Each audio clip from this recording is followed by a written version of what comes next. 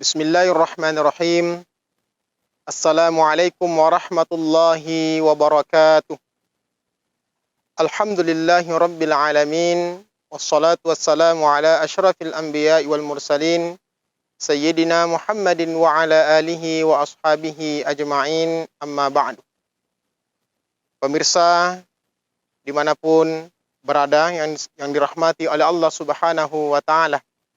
Alhamdulillah, bulan ini merupakan bulan Ramadan, di mana bulan Ramadan ini merupakan syahrun mubarak, bulan yang penuh berkah, bulan di mana Allah Subhanahu wa ta'ala melipat gandakan seluruh pahala yang kita lakukan di bulan Ramadan. Dan juga bulan Ramadan ini merupakan kado istimewa yang Allah persembahkan untuk umat Rasulullah Sallallahu Alaihi Wasallam. Pemirsa dimanapun berada, kita tahu bahwa bulan ini merupakan bulan ampunan. Olehnya itu, mari kita pergunakan bulan Ramadan ini untuk senantiasa mendekatkan diri kepada Allah Subhanahu wa ta'ala. Bulan Ramadan adalah bulan istimewa, bulan kado istimewa dari Allah Subhanahu wa ta'ala. Karena Allah tahu bahwa umat ini sangatlah pendek umurnya. Suatu ketika Rasulullah Shallallahu Alaihi Wasallam bercerita di hadapan para sahabatnya. Dahulu kala umat Bani Israel, ya, ada seorang Bani Israel yang beribadah selama 80 tahun, di mana di siang harinya dia berjihad di jalan Allah Subhanahu wa ta'ala. Di malam hari dia berzikir, beribadah kepada Allah Subhanahu wa ta'ala, dan tidak pernah melakukan sekejap dosa pun. Mendengarkan cerita ini, para sahabat termenung dan merasa cemburu. Wahai Rasulullah, bagaimana kami ini sebagai umatmu yang memiliki umur yang pendek? Ya, kami cemburu kepada umat-umat terdahulu. Kata Rasulullah Sallallahu Alaihi Wasallam, wahai para sahabatku, tenanglah, la tahzan, jangan bersedih, karena Allah Subhanahu wa ta'ala telah memberikan kado istimewa buat kita semua, buat para umatku, yaitu melahirkan yang namanya bulan Ramadan.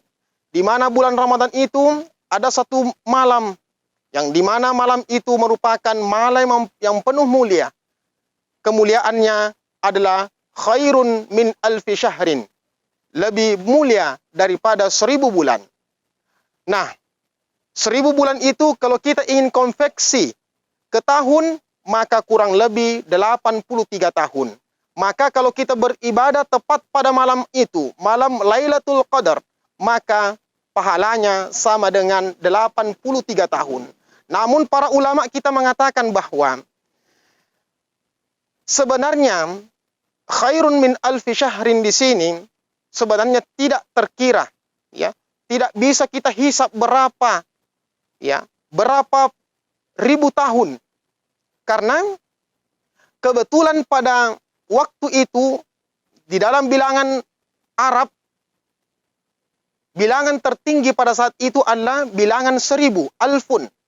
Ya, sehingga para ulama kita mengatakan bahwa, ya, maksud daripada ayat itu bahwa malam Lailatul Qadar itu tidak terhingga, tidak terhitung kemuliaannya. Olehnya itu, meskipun umur kita pendek,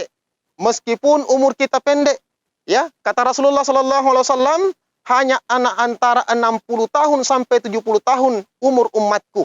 Namun ada satu malam di mana Allah Subhanahu wa ta'ala melipat gandakan pahala-pahala, bahkan khairun min alfi syahrin, ya, di mana malam itu tidak terhingga bagaimana keberkahan pada malam Lailatul Qadar.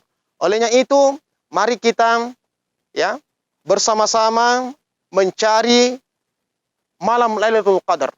Ya, kata Rasulullah Sallallahu Alaihi Wasallam, malam Lailatul Qadar itu banyak turun, carilah di 10 terakhir bulan Ramadan. Kemudian di 10 terakhir bulan Ramadan itu kebanyakan turunnya di malam-malam ganjil.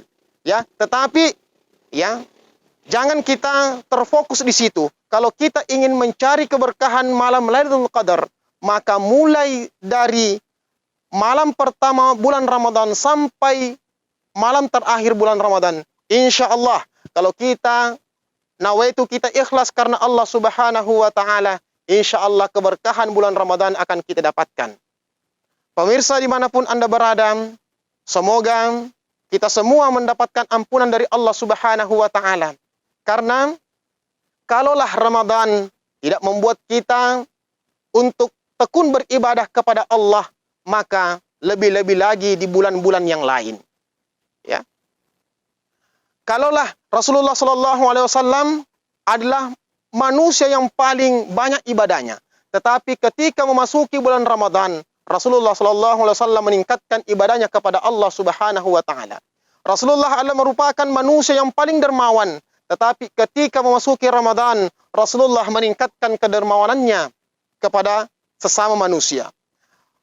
Rasulullah adalah merupakan manusia yang paling banyak zikirnya kepada Allah. Tetapi ketika memasuki Ramadan, Rasulullah SAW meningkatkan kualitas zikirnya kepada Allah Subhanahu wa Ta'ala. Ya, kalaulah Ramadan tidak kita pergunakan untuk beribadah kepada Allah Subhanahu wa Ta'ala, lebih lagi di luar Ramadan. Bulan Ramadan ini adalah merupakan kado istimewa dari Allah Subhanahu wa Ta'ala khusus untuk umat Muhammad SAW. Maka pergunakanlah, maka ambillah kado itu dengan penuh dengan kebahagiaan, dengan kesyukuran, melalui dengan ibadah kepada Allah.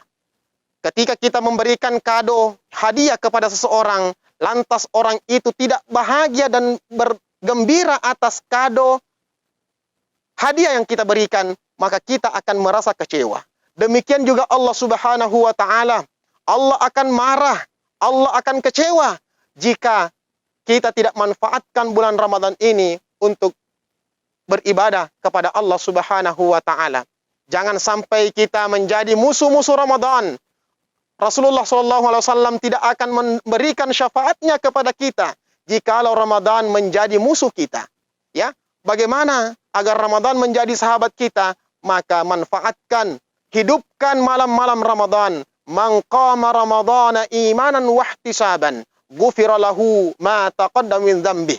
Barang siapa yang menghidupkan malam-malam Ramadan, dipergunakan untuk sholat tarawih, sholat witir, sholat malam, menghidupkan malam-malam Ramadan. Kata Rasulullah SAW, ghufira lahu ma taqaddama min dzambih. Dosa-dosanya akan diampuni oleh Allah Subhanahu wa Ta'ala.